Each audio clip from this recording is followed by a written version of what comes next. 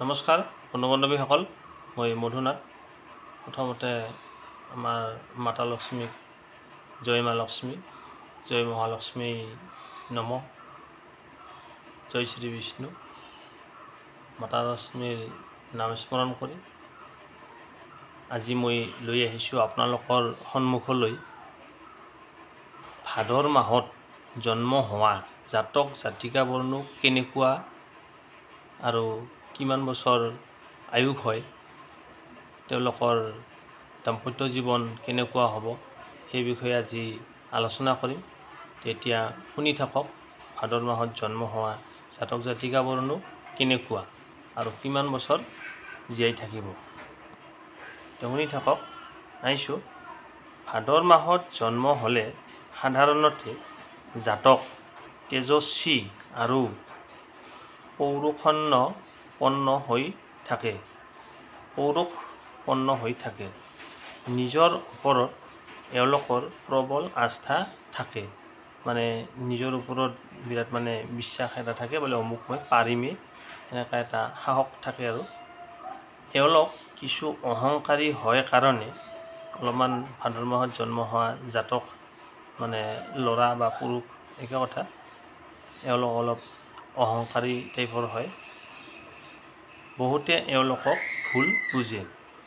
শত্ৰুৱে ক্ষতি কৰিবলৈ চেষ্টা কৰে যদিও ক্ষতি কৰিব নোৱাৰে।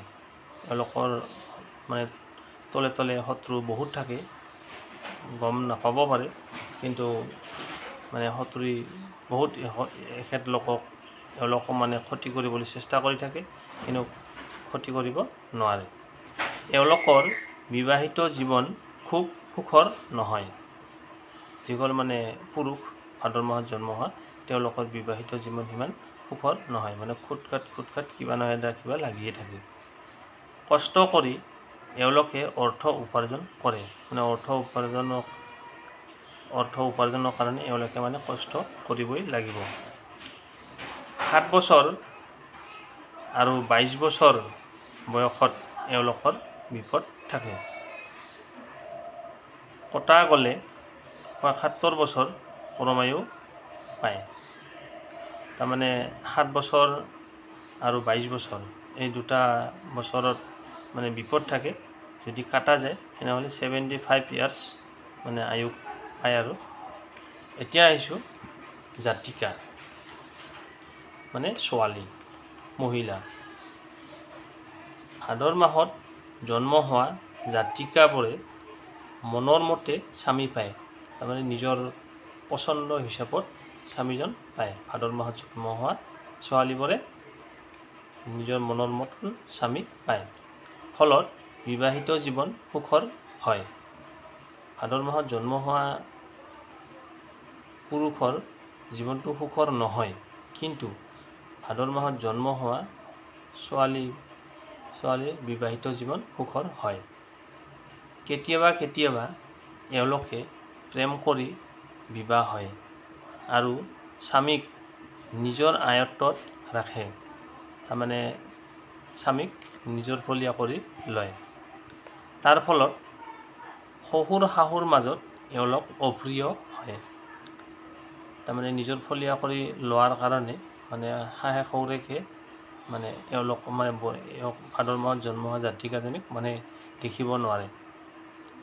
নিজৰ ইচ্ছামতে স্বাধীনভাৱে চলে, এখেতলোকক স্বাধীন লাগে, হাকা বাধা শুনিবলৈ টান পায়। নিজৰ মতে যি কৰিব মন যায় তাকে কৰিব দিব লাগে, হাকা বাধা শুনিবলৈ টান পায়। এওঁলোকে কিন্তু প্ৰায়েই অসুখত ভুগি থাকে। তাৰপিছত আছে কি, এওঁলোকে দান বা কৰোণা সহ্য কৰিব নোৱাৰে। ভাগ্য মোটামুটি ভালেই। 5 বছৰৰ পৰা 9 বছৰৰ মাজত বিপদৰ ভয় থাকে, কিন্তু কটা গ'লে 65 বছৰ পৰমায়ু পায়। যদি জেন্টছ হয় 75 ইয়াৰ্ছ আৰু লেডিজ হ'লে 65 ইয়াৰ্ছ পৰমায়ু হয়। আৰু ভাদৰ মাহত জন্ম হোৱা ছোৱালী যিয়ে বিয়া কৰাব সি যদি মানে গৰীব থাকে তেওঁৰ মানে ঘৰ মাটি বাৰী গাড়ী এইবিলাক হ'বই। এইটো মানে খাটাং 100% খাটাং। ভাদৰ মাহত জন্ম হোৱা ছোৱালী বিয়া কৰাটো ভাল, মানে ভাগ্য উদয় হয়। তো ভিডিঅ'টোৰ দ্বাৰা অলপমান হ'লেও মানে জানিব পাৰিলে, আপুনি যদি এই যিখিনি উপকৃত হ'ল, আপোনাৰ ভাদৰ মাহত জন্ম নহ'লেও আপোনাৰ লগ বন্ধুৰ হ'ব পাৰে, তেওঁলৈ ভিডিঅ'টো শ্বেয়াৰ কৰি দিব। আৰু ভিডিঅ'টোত মানে ভাল বেয়া কি পালে কমেণ্টত নিশ্চয় জনাব।